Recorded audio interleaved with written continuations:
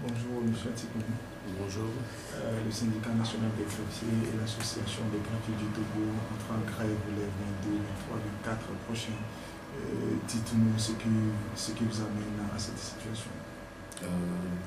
Merci de penser à nous. Je pense bien que tout a commencé depuis un bon bout de temps.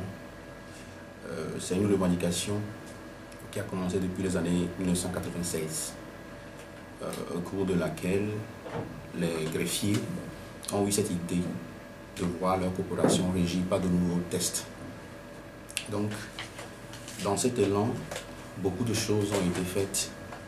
Plus précisément, les points culminants étaient l'année 2006, lors du programme de modernisation de la justice, qui, en temps, a vu un test passer en conseil des ministres.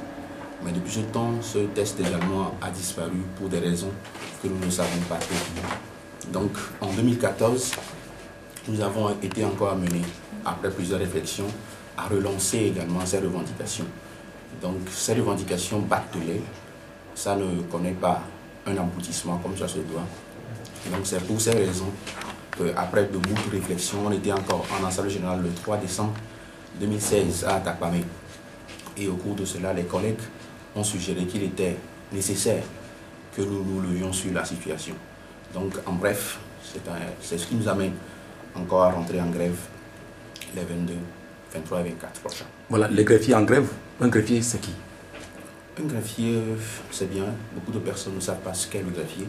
Le greffier, c'est un auxiliaire de justice. Il est l'assistant du magistrat. Tout dépend des sections dans lesquelles il se trouve. Et ses fonctions diffèrent. Mais le rôle du greffier consiste à l'authentification des actes et à l'assistance du juge lors des différentes audiences. Donc, pour ne pas trop m'étaler sur le sujet, j'espère que nous aurons d'autres occasions qui nous permettront de donner beaucoup d'explications sur le rôle du greffier selon qu'il est dans une section d'instruction, au siège pur correctionnel ou civil, ou encore au parquet.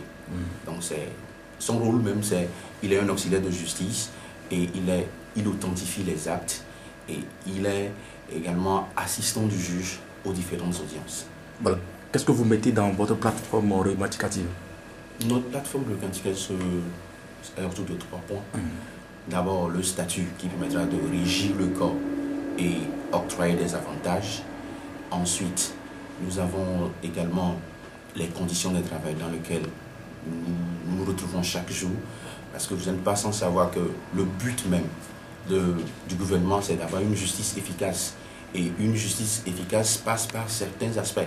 Il faut qu'on ait des conditions de travail qui permettent à l'acteur, qu'est le greffier, d'avoir un rendement efficace sur le terrain. Donc, vous pourrez voir vous-même que les conditions de travail dans lesquelles nous sommes ne nous permettent pas d'être efficaces, de donner le meilleur de nous-mêmes. Nous faisons un effort, mais cela, en réalité, nous ne sommes pas satisfaits de ce que nous faisons. Donc, c'est ce qui nous amène à aussi inclure le point des conditions de travail. Donc, au troisième point, cela porte beaucoup plus sur les avantages liés à la fonction. Parce qu'il y a plusieurs aspects. Quand vous venez à l'audience, par exemple, nous avons des astreintes. Quand nous commençons une audience à 8 heures, tu ne peux pas dire qu'il est 12 heures et que tu dois suspendre l'audience. C'est tout un rôle qui a été fait. Il faut achever le rôle avant d'aller à la pause. Donc il y a beaucoup de choses qui nous obligent à inclure ce point. C'est vrai que le test en lui-même va aborder ces points, mais il y a beaucoup de spécificités qui nous amènent à inclure la rubrique des avantages et des indemnités et primes. Voilà. Et ça dit que vous revendiquez aujourd'hui un statut particulier au niveau de votre corporation? Oui, un statut particulier, je dirais plutôt un statut spécial. C'est ce que nous revendiquons. Un statut qui prendra en compte les risques, les avantages du métier et qui pourra nous doter d'un plan de carrière. Parce qu'aujourd'hui, il y a des situations qui se posent. Quelqu'un qui commence au tribunal parachuté en même temps à la Cour suprême, qui revient en même temps à la Cour d'appel. Il n'y a pas un programme comme cela se passe dans d'autres corporations. Donc, on est juste laissé en l'air comme ça, c'est pas bon. Okay. Et si vous avez déjà discuté de tout cela avec le ministère? Bien sûr, bien sûr. Et qu'est-ce qu'il y a pu dire? On a toujours eu des contacts, on a toujours eu beaucoup de contacts sur le plan formel comme informel. On a adressé des écrits, on a fait du lobbying, parce que très souvent, on ne comprend pas. Lorsque ces revendications commencent, on se dit que c'est peut-être un groupe de personnes qui n'a pas forcément de raison de revendiquer quoi que ce soit. Donc il y a eu plusieurs activités dans les coulisses à expliquer le bien fondé de ce que nous demandons.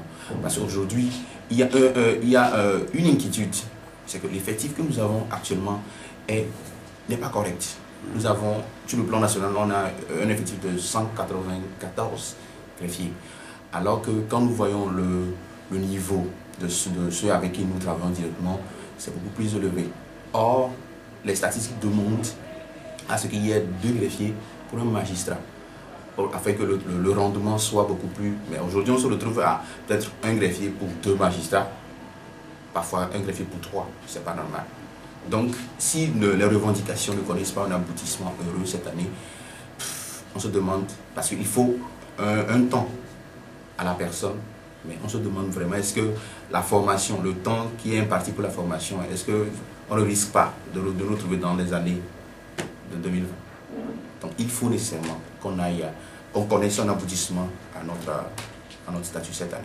Voilà, en 2012, vous avez posé les mêmes revendications et ça dit que depuis ce temps, ça n'a pas évolué jusqu'à ce jour? Non, je ne dirais pas en 2012, je crois que c'est en 2014 que nous avons eu à faire un mouvement qui a été connu de tout le monde, un sit-in, 2 ou 3 semaines. Au sortir de ce mouvement, il y avait eu des promesses. Il y avait eu des promesses. Et je pense que nous avons marqué notre bonne foi à l'autorité en étant coopératifs, en se mettant disponible. Mais grande est notre surprise de savoir que depuis 2014 jusqu'en 2017, c'est vrai qu'en 2015, en décembre 2015, un test est passé au Conseil des ministres et adopté. Ce même test doit retourner devant l'Assemblée nationale, puis validé, et le reste de la procédure doit suivre. Mais malheureusement, on sent qu'il y a un petit problème. Il y a quelque chose qui ne marche pas, qui ne permet pas de connaître un bon dénouement. Donc c'est ce qui nous amène encore à nous lever. Voilà, la réforme au niveau de la justice dont on parle, ça dit que ça n'a pas touché les greffiers, parce que nous avons eu également, comme quoi vous avez des difficultés, qu'il arrive à des moments que c'est avec vos propres matériels que vous arrivez à travailler. Oui. Bon, vous savez, le greffier, c'est un acteur qui a su se modeler en fonction des réalités qu'il connaît.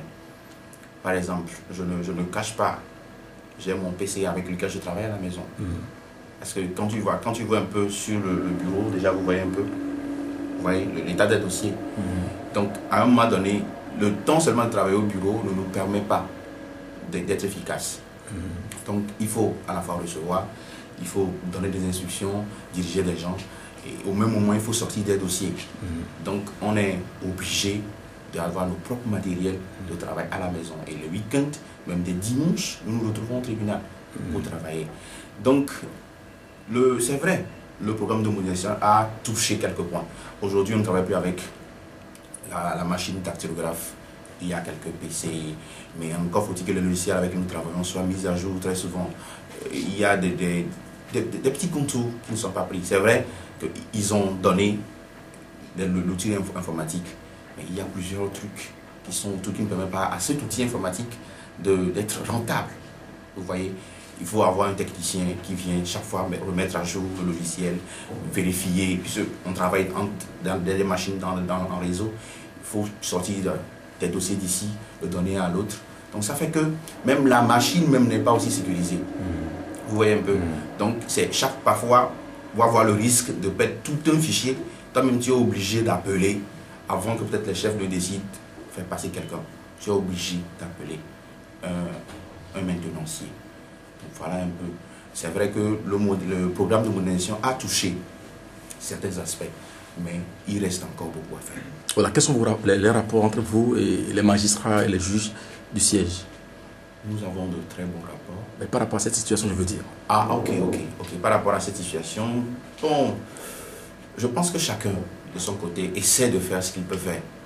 Mais moi, à mon avis, je dirais que nous avons plus besoin de... Parce que pour sortir un jugement, ce n'est pas seulement le magistrat.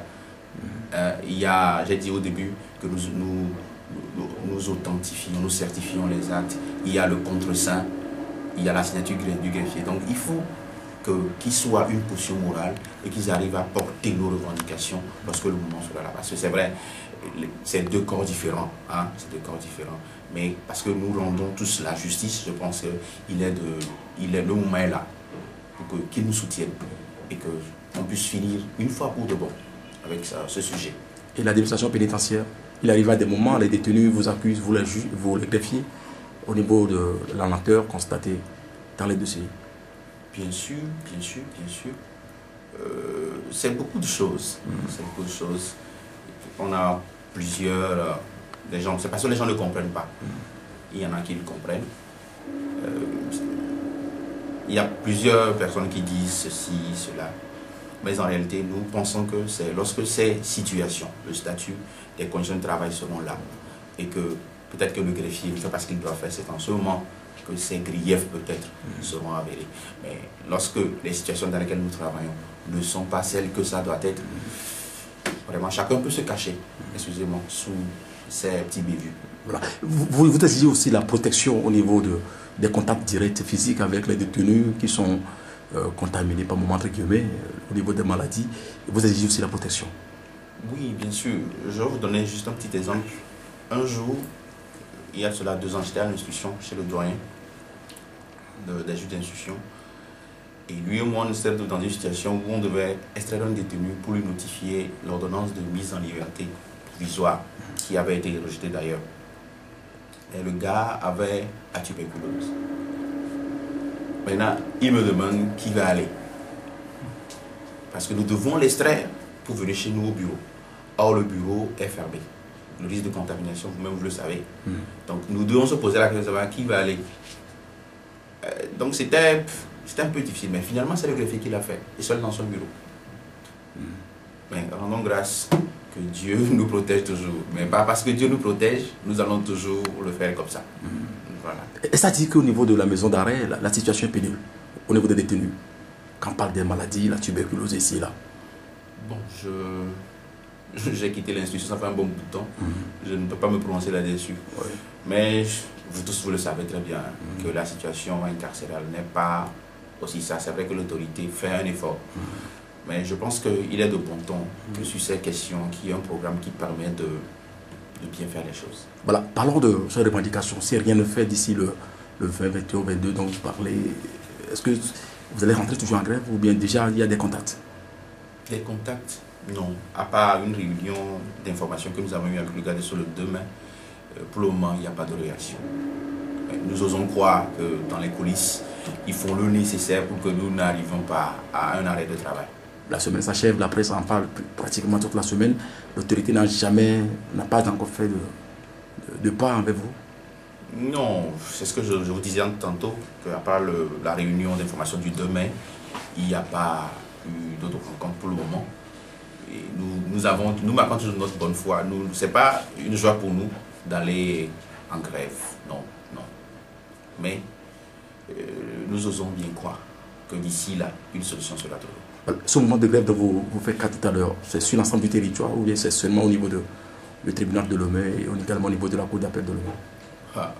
Je peux vous assurer que cette fois-ci, les collègues sont décidés.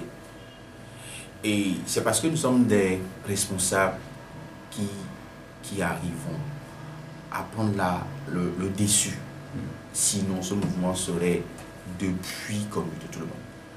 Et il faut respecter les choses, nous faire respecter nous-mêmes d'ailleurs dans cette revendication. C'est ce que nous faisons et nous sommes en train de respecter les choses comme ça se doit. Et nous gardons notre calme, mais nous croyons bien que cette fois-ci, ça doit marcher. Vous connaissez au Togo? S'il vous plaît? Vous connaissez au Togo? Bien sûr. Donc ça va aller alors? Ça doit aller. Maître, merci beaucoup à vous. Je vous en prie.